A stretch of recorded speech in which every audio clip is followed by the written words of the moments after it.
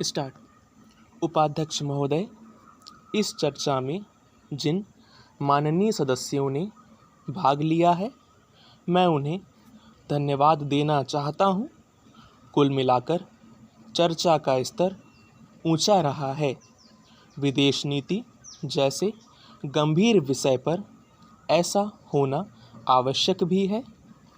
कुछ माननीय सदस्यों ने मुझे बधाई दी है, कुछ ने आलोचना भी की है।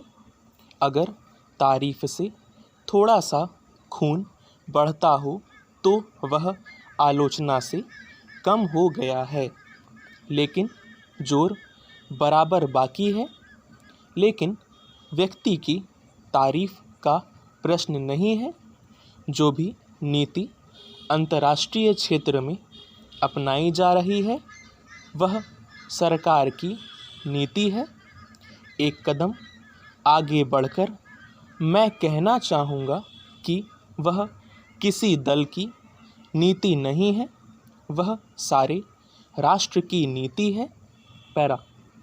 विदेश नीति के सवाल पर थोड़े बहुत मतभेद होते रहते हैं। लोकतंत्र में मतभेद स्वाभाविक है।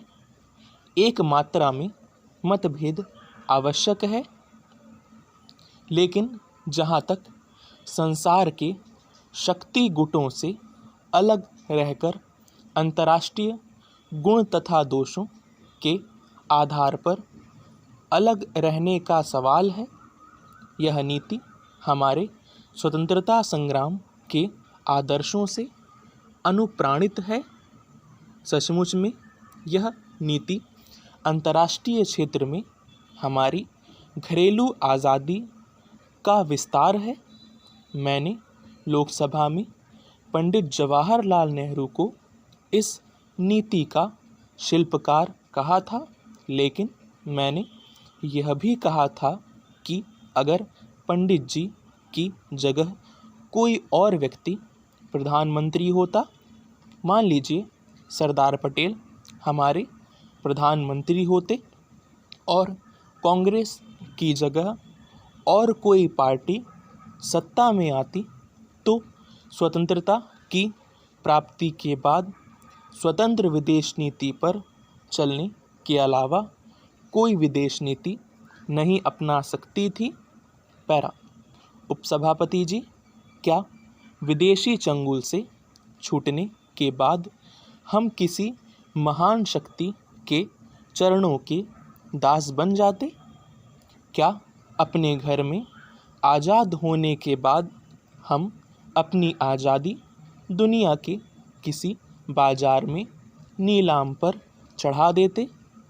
भारत जैसा स्वाभिमानी, प्राचीन और महान राष्ट्र ऐसी भूल नहीं कर सकता था।